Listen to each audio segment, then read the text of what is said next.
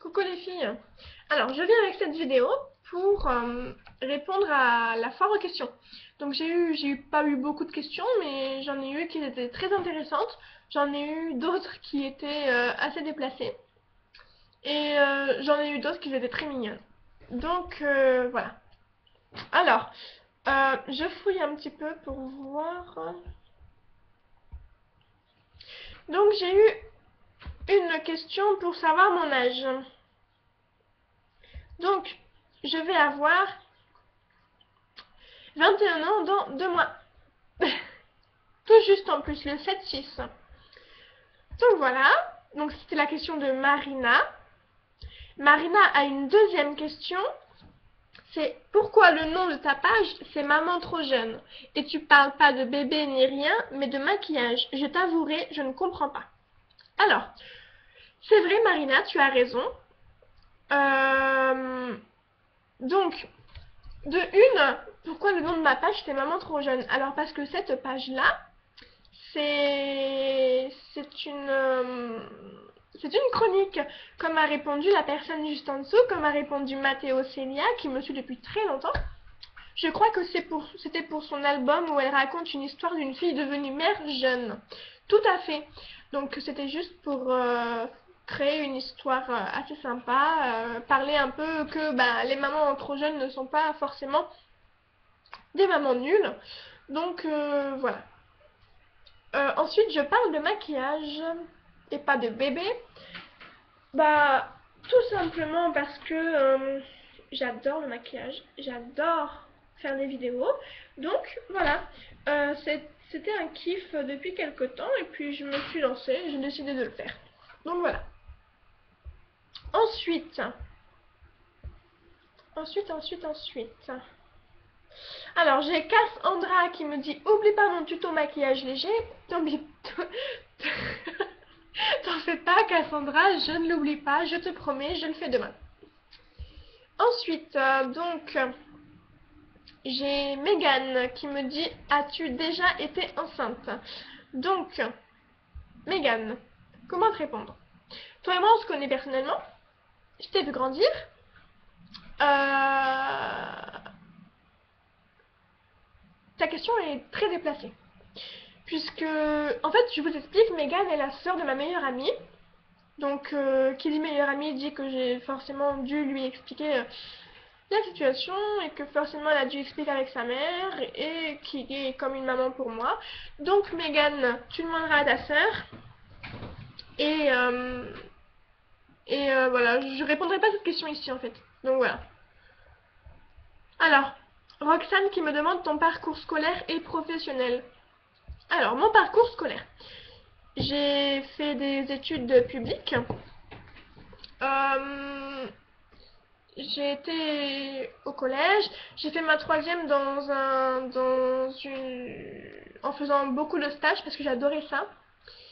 Euh, j'ai Ensuite j'ai été dans un lycée professionnel pour faire mon BEP sanitaire et social, carrière sanitaire et sociale, que j'ai eu avec brio. Ensuite, j'ai donc fait un parcours professionnel. J'ai commencé en tant que caissière à Fabio Lucci. J'ai duré 4 mois là-bas, c'était juste pour un remplacement. C'était ma première expérience, le monsieur a été très gentil de me l'avoir donné. Ensuite, j'ai travaillé dans une boulangerie dans le 16e, j'ai détesté. Je les ai tous envoyés de chier au bout de 3 mois. Parce qu'en fait, ils prennent leurs employés pour des chiens, donc moi, très peu pour moi au bout d'un moment. Euh, Ensuite, j'ai travaillé encore dans 2 autres boulangeries, au black. J'ai pas aimé, je suis partie, c'était assez spécial. On aurait cru une secte, les deux, non. Ensuite, j'ai travaillé à du pareil au même. C'est la meilleure expérience que j'ai eue au niveau professionnel jusqu'à maintenant. Enfin, avant ce boulot que j'ai là aujourd'hui. J'ai travaillé 1 an là-bas, c'était vraiment juste super, j'ai adoré. Comment ça s'est terminé? En fait, En fait, elle voulait pas me donner mon CDI alors que je faisais le travail de son adjointe. Euh, je lui ai dit ce que je pensais d'elle et puis ça lui a pas plu, elle m'a pas repris après ma période de carence. Euh, ensuite, ensuite j'ai travaillé au groupe Zanier, Z, un magasin pour enfants toujours. J'ai pas trop aimé. Enfin, j'ai travaillé dans deux magasins. Celui qui est à côté de chez moi, à Drancy, et un qui est à Fontenay-sous-Bois. J'ai travaillé 2 mois là-bas. J'ai adoré celui de Fontenay-sous-Bois, celui de Drancy, pas du tout.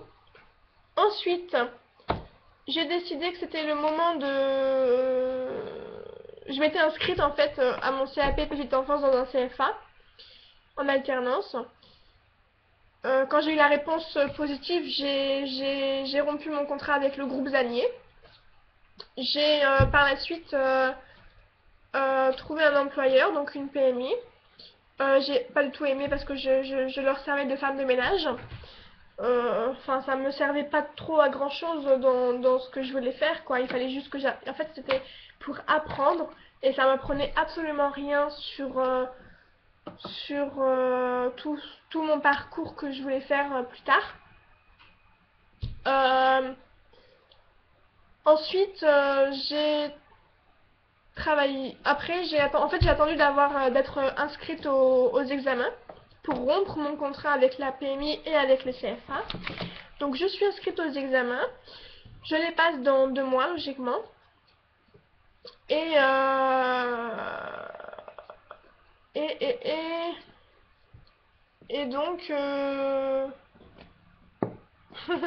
et donc voilà, on en vient à ce que je fais aujourd'hui.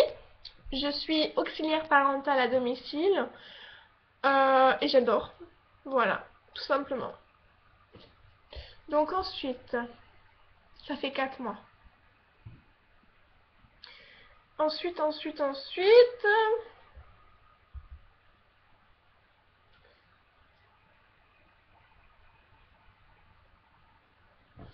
j'ai Sabi Bibi qui me dit: si quelqu'un va à une maison d'édition et montre tes récits et que ça leur plaît, la personne t'annonce ça, tu réagis comment? Tu tues la personne d'avoir emmené le récit ou comment tu réagis? Alors,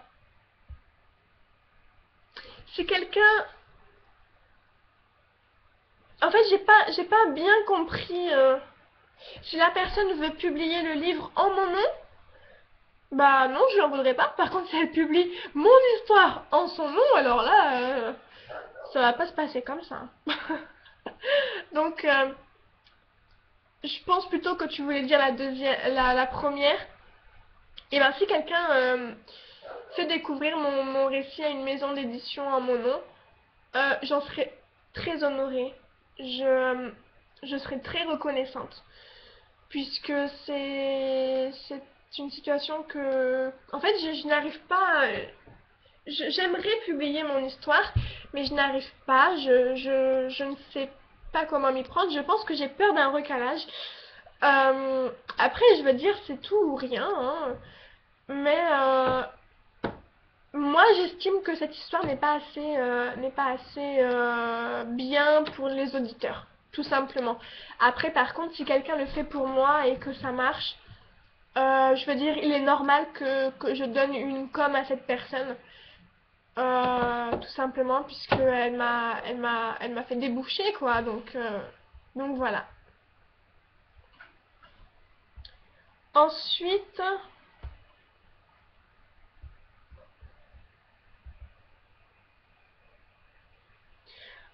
j'ai Cassandra Derez qui me dit: avec la création de ce Facebook, tu es amie avec beaucoup de mamans à ce que je vois. Ça t'apporte quoi exactement? Alors, eh ben écoute, Cassandra, ça m'apporte pas grand-chose. Ça m'apporte juste que... En fait, je pense que c'est le nom de ma chronique qui les attire. Donc voilà, d'ailleurs, il y en a beaucoup qui croient que je suis un forum.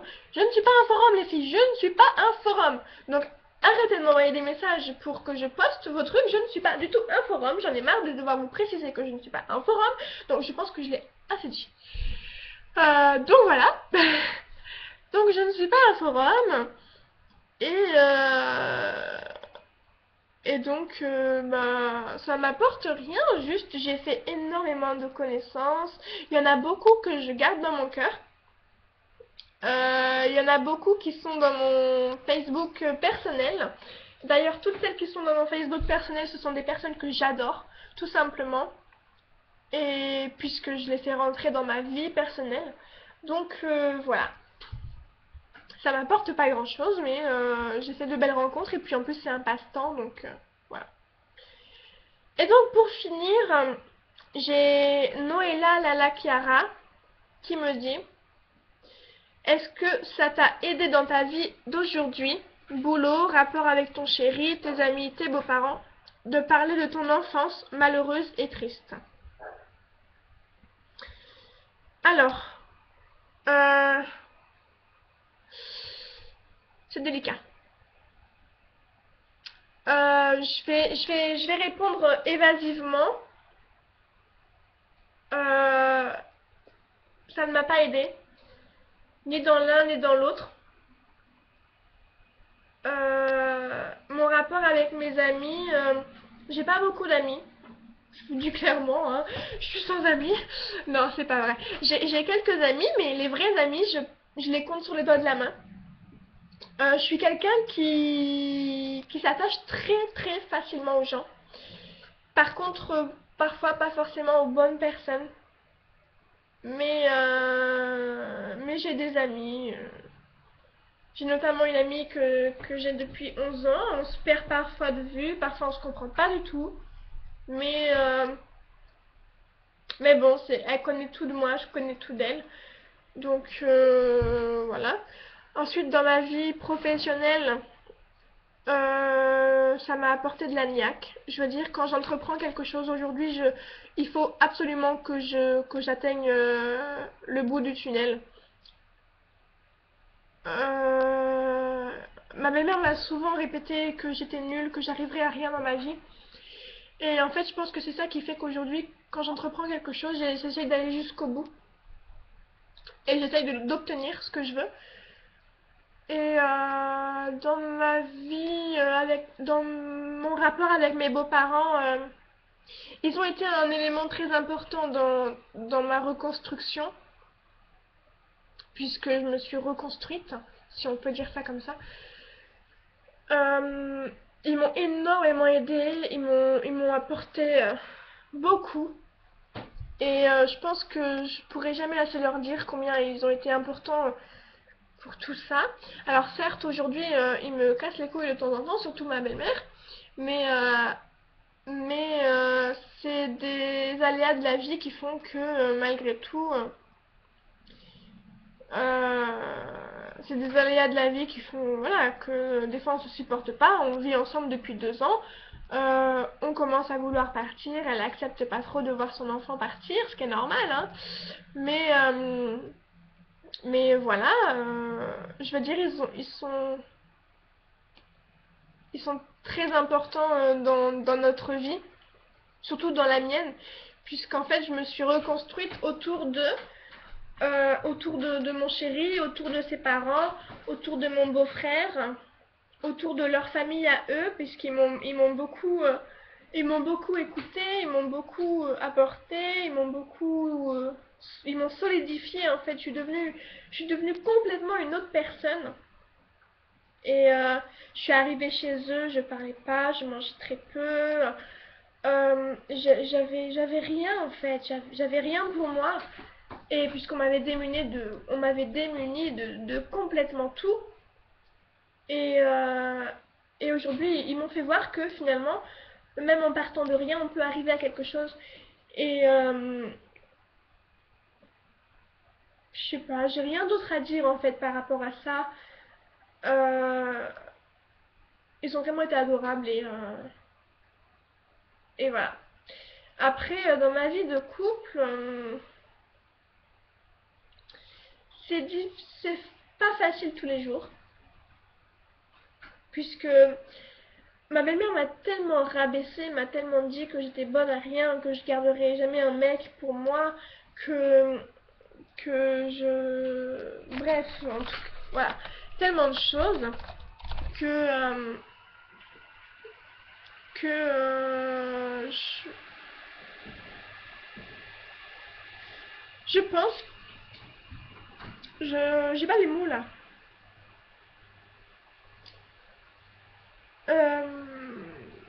Thomas a certaines paroles des fois qui me font penser à tout ça, et il a été vraiment mon pilier. Euh, il m'a sauvée en fait, tout simplement. Ça va peut-être vous paraître tout con, mais il m'a vraiment sauvée de tout ça. Je pense que si je serais restée, je me serais foutue en l'air parce que c'était pas possible. Donc il m'a vraiment sauvée de tout ça. Il m'a réappris que j'étais quelqu'un, que je pouvais faire les choses correctement et que je pouvais accomplir de belles choses. Et puis voilà, il m'a toujours encouragée dans tout ce que j'ai fait. Il m'a toujours conseillé. En fait, je suis quelqu'un qui aujourd'hui vit à 200 à l'heure. Je prends pas le temps de faire les choses. On parle de certaines choses et maintenant il me les faut tout de suite maintenant. Il me faut du concret, il me faut tout de suite parce que j'ai tellement peur que aujourd'hui j'ai tellement peur que les choses filent entre mes doigts que je me précipite un petit peu trop. Et Thomas est souvent là pour me le rappeler, pour me dire calme-toi, on a tout le temps, etc. Mais j'estime qu'on n'a pas le temps à la vie. Et j'étais pas comme ça avant et je pense que c'est tout ça qui m'a fait changer, tout ce que j'ai vécu qui m'a fait devenir quelqu'un de précipité. Mais aujourd'hui, je ne me laisse absolument plus faire. C'est-à-dire qu'avant, je me laissais faire. On m'insultait, je laissais dire. On me frappait. Ça a commencé au lycée. J'ai commencé à ne plus me laisser faire au lycée. J'avais 16 ans. Donc, ça a commencé là. Et à partir de ce moment-là, c'était ma nouvelle vie. Donc, voilà. Aujourd'hui, comparé à quand je vivais chez mes parents, chez mon père, c'est sûr que c'est une nouvelle vie. J'ai une vie complètement différente. Par contre, on m'a arraché des choses qu'on ne pourra jamais me rendre. Et notamment ma vie personnelle avec ma mère, avec ma sœur. Hum, mais malgré tout ça, tout ce qu'ils ont essayé d'entreprendre pour me faire du mal, ils n'ont pas réussi puisque ils m'ont coupé tous les ponts avec Thomas pendant 1 mois et demi. J'avais aucune nouvelle de lui. Ça veut dire ils m'ont enlevé mon téléphone, ils m'ont interdit de sortir. Déjà que j'avais pas le droit de sortir, alors j'avais pas non plus le droit de voir mon chéri. Et ben j'avais plus le droit de rien faire. J'avais plus les cours, plus rien, donc aucun moyen d'avoir de nouvelles de lui. Et et ben au final on s'est retrouvés et ça je pense que ça a bien foutu la rage à ma belle-mère. Donc voilà. J'aurais tellement de choses à dire en fait sur cette question que je pense que ça se terminerait pas. Donc je veux juste dire en fait que même si on part de rien, parce que je suis vraiment repartie de rien, absolument rien, juste avec 2 t-shirts, 2 pantalons, 3 chaussettes et 3 culottes, bah qu'aujourd'hui on peut devenir quelqu'un et en plus quelqu'un de bien parce que j'estime être quelqu'un de bon. Donc voilà, tout simplement. C'est voilà, c'est juste ça. Donc voilà, bah la foire aux questions est terminée. N'hésitez pas si vous avez d'autres questions, je répondrai très volontiers. Bisous les filles.